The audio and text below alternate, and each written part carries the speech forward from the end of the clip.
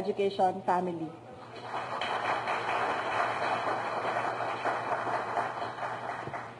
Welcome to the chaos, Sec. Lahat tayo, saan man ang pinanggalingan, anuman ang pinagdadaanan, ay may pangarap. We all have dreams. Bilang kalihim ng kagawaran ng edukasyon, ang tanging pangarap ko ay maitaas ang kalidad ng edukasyon. Ngunit ang isang pangarap, kung hindi pagkakaroon, ay mananatiling pangarap lamang. Kaya naman, mula pa noong una, ako pagsulit sa kagawaran,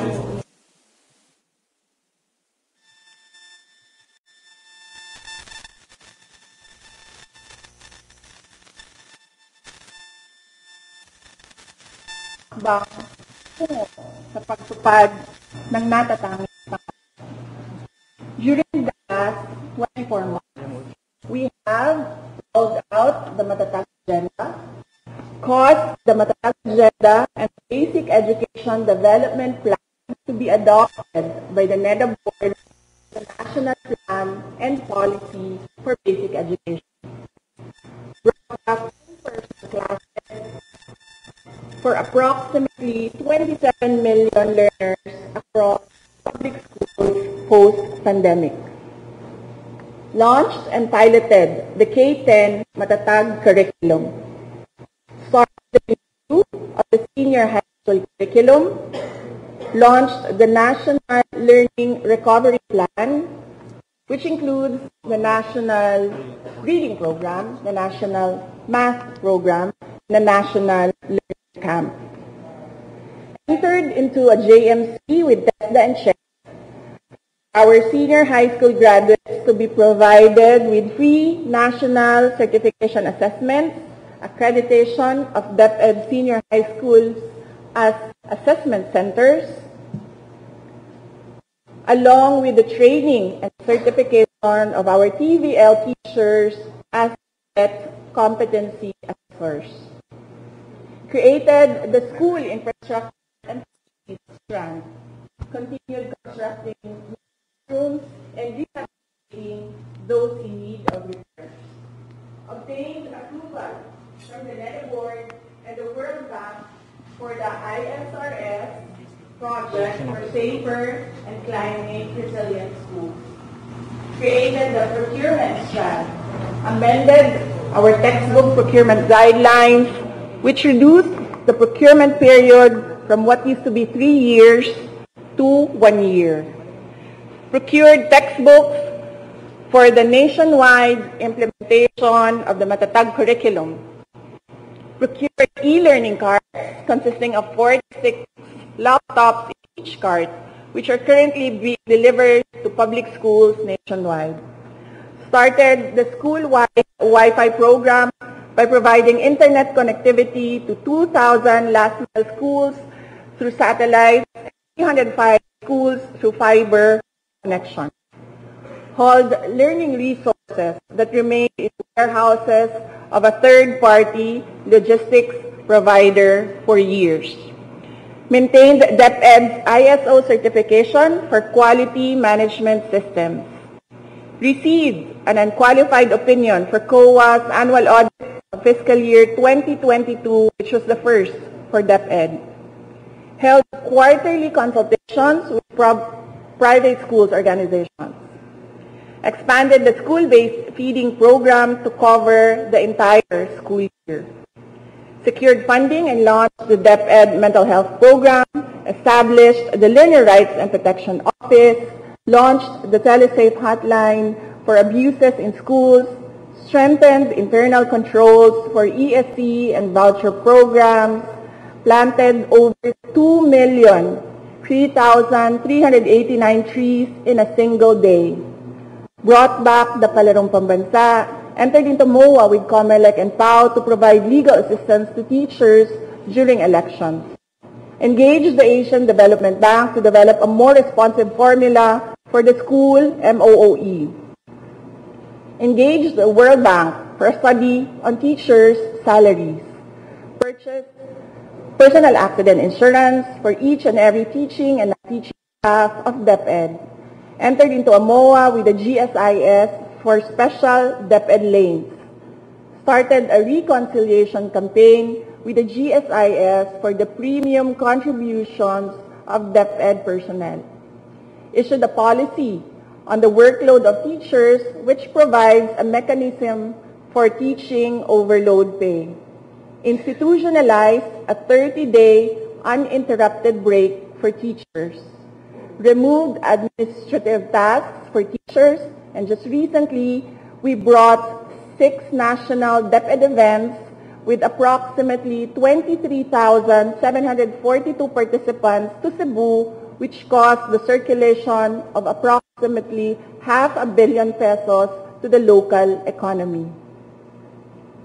Ngunit, aaminin ko na sa ikli ng panahon, may mga hakbang na sadyang hindi natin natapos, tulad ng Matatag Center, Matatag Portal, DepEd Digital Education, overtime pay for teachers, a revised senior high school curriculum, universal school-based feeding program for kindergarten learners, calamity fund for teaching and non-teaching personnel, and an HMO or health insurance for teaching and non-teaching personnel.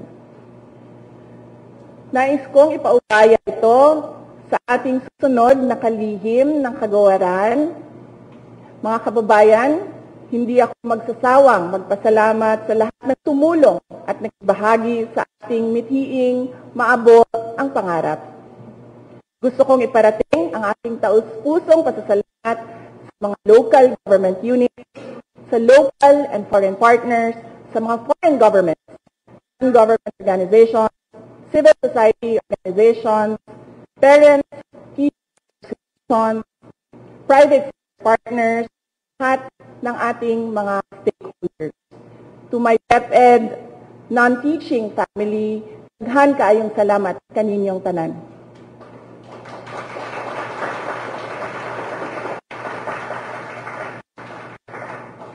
Finally, sa ating mga teachers, thank you for your unwavering service to our country.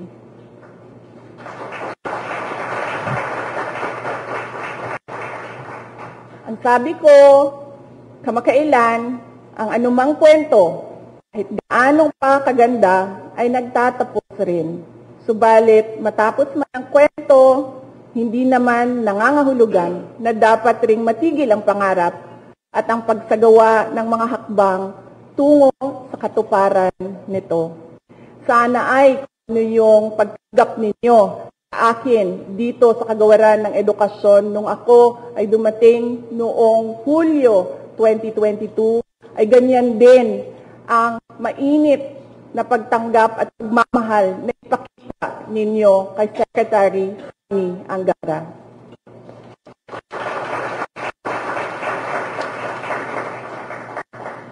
Mga kababayan, patuloy po tayo maging matatag tungo sa pagtaguyod ng isang bansang makabata at mga batang makabansa. Ang tanan natong buhaton alang sa Diyos, sa katawhan, ug sa matag pamilyang Pilipino. Syukran. Ang buong kagawaran ng edukasyon ay lubos pong nagpapalaat sa taus-puso ninyong paglilingkod at pagkalinga sa sektor ng edukasyon at sa pagsusulong ng edukasyong nararapat para sa bawat batang Pilipino. Isang pagtutugay po, VP Sara.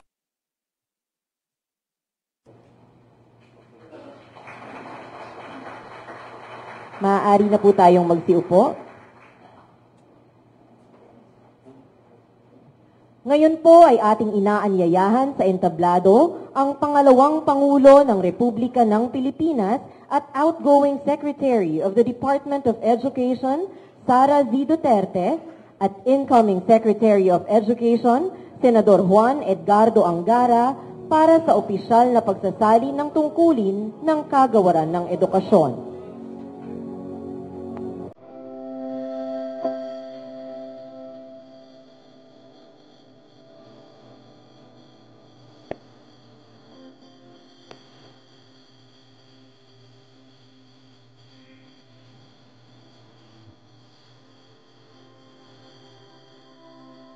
formal na ibibigay ng administrasyon ni VP Sara sa bagong kalihim ng Kagawaran ng Edukasyon, Senador Juan Edgardo Angara, ang watawat ng Kagawaran ng Edukasyon.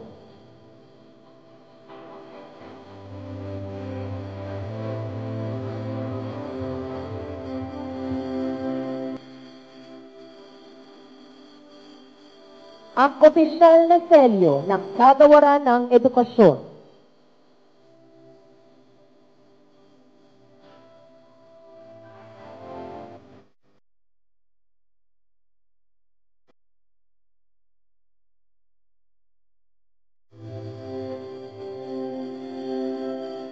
At ang transition report.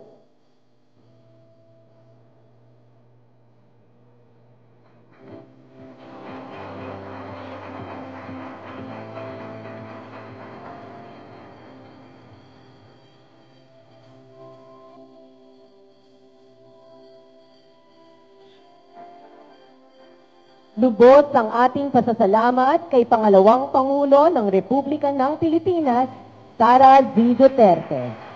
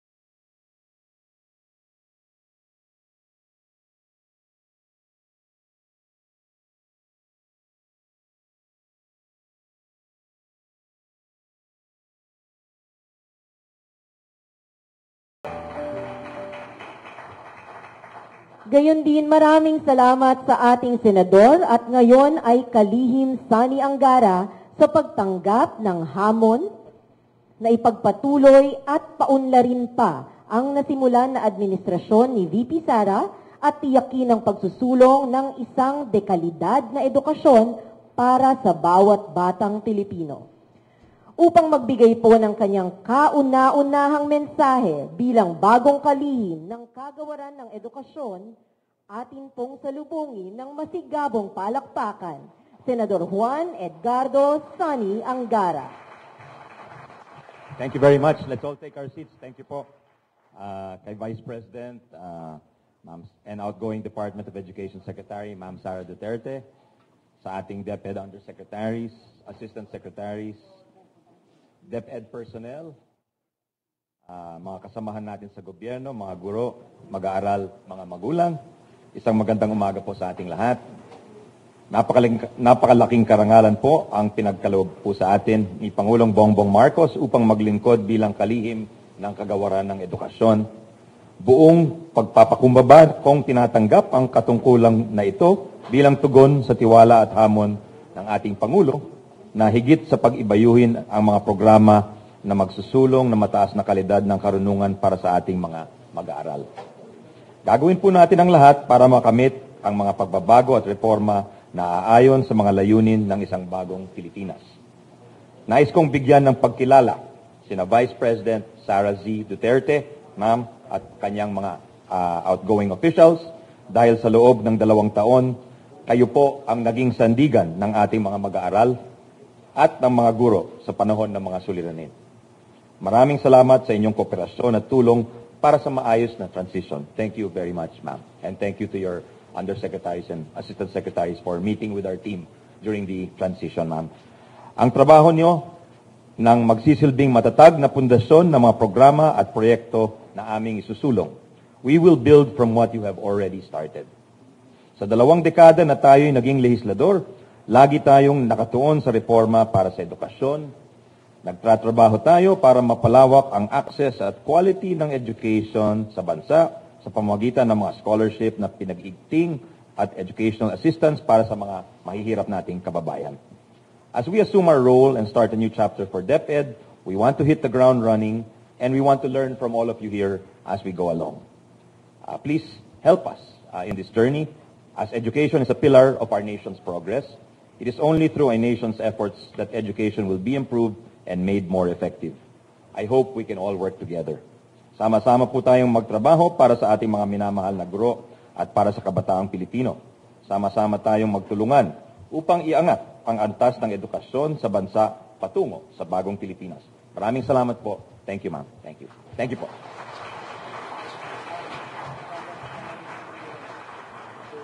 Maraming salamat po, Kalihim at Senador Angara. Kasama po ninyo ang buong kagawaran ng edukasyon sa pagsasakatuparan ng mga inisyatiba na makapaghahatid ng dekalidad na edukasyon para sa kabataang Pilipino. Malugod at maligaya po nating tinatanggap ang ating bagong kalihim, Senador Juan Edgardo Sonny Angara. At maraming salamat po sa inyong paglilingkod, VP Sara Z. Duterte. Bago po magtapos ang programa, amin pong inaanyayahan ang piling opisyal at staff na manatili para sa isang photo opportunity. Ito po ay gagawin natin per batch.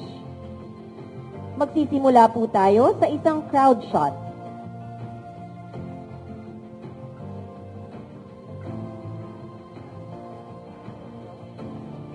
Inaanyayahan po ang lahat na magsitayo para sa ating crowd shot.